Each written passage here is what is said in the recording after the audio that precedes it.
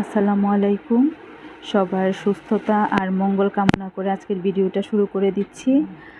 দুপুরে রান্নাবান্না নিয়ে শুরু করছি। বাসায় গেস্ট আসবে, সেজন্য সব কিছু গুছিয়ে রান্নাবান্না শুরু করে দিয়েছি। নতুন কড়াইটাতে রান্না করব। এটার ভিডিও কিন্তু আপনাদের সঙ্গে আমি শেয়ার করেছিলাম। তো মাঝখানে যে স্টিকারটা থাকে, এটা আগে কড়াইটা একটু গরম করে হিট করে তুলে ফেললে সুবিধা। হাত দিয়ে খুঁচিয়ে তুলতে গেলে আবার কাগজ লেগে থাকে, ভালো লাগে না।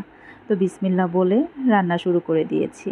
এখানে পেঁয়াজগুলো আমি একটু মেশিনে কেটে নিচ্ছি, কারণ আজকের রান্নায় একটু পেঁয়াজ বেশি লাগবে তো, তাই ভাবলাম যে মেশিনে করে ফেলি, সময়টা অনেকটা বেঁচে যাবে।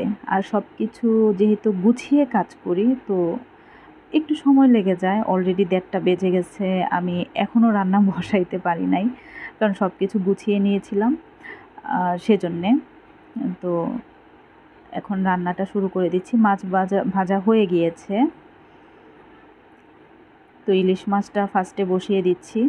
তো একটু বেশি করে ঝোল দিয়ে বসিয়েছি। জানেন তো, আমার শ্বশুরবাড়ির মানুষের মানে ওই দিকের সবাই একটু ঝোল জাতীয় খাবার বেশি পছন্দ করে। আমরা আবার পুরোপুরি তার অপোজিট।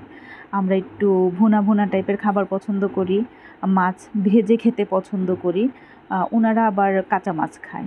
আর যেদিন বেশি তাড়াহুড়ো থাকে সেদিন সব কিছু আমার ফুরিয়ে যায়।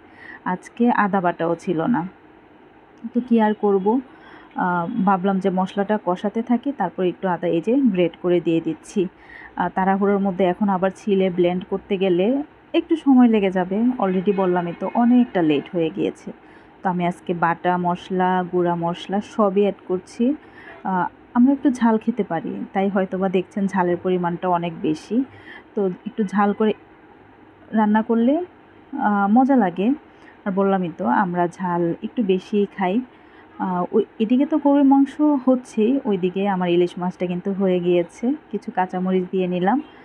বললাম না একটু ঝোলঝোল করব, যেহেতু আমার শ্বশুরবাড়ির ওই দিক থেকে গেস্ট আসতেছে, তো ওই অনুযায়ী আমি রান্নাটা করছি। বললামই তো, ওনারা একটু ঝোলঝোল টাইপের খাবার বেশি পছন্দ করে। তো এই তো কথা বলতে বলতে কিন্তু আমার রান্না হয়ে গিয়েছে। আর মাংসতে আলু দিব নাকি দিব না, এই চিন্তা করতে করতে আমার মাংস রান্নাটাই কমপ্লিট হয়ে গিয়েছে। শেষ পর্যন্ত আর আলু দেইনি। তো আজ এখানেই চলে যাচ্ছি, আবার নতুন কিছু নিয়ে ফিরে আসব। সবাই সেই পর্যন্ত সুস্থ থাকবেন, ভালো থাকবেন। আমার জন্য সবাই দোয়া করবেন, যেন সবসময় সুস্থ থাকি, ভালো থাকি, আপনাদের জন্য নতুন নতুন জিনিস উপহার দিতে পারি। আল্লাহ হাফেজ। আসসালামু আলাইকুম।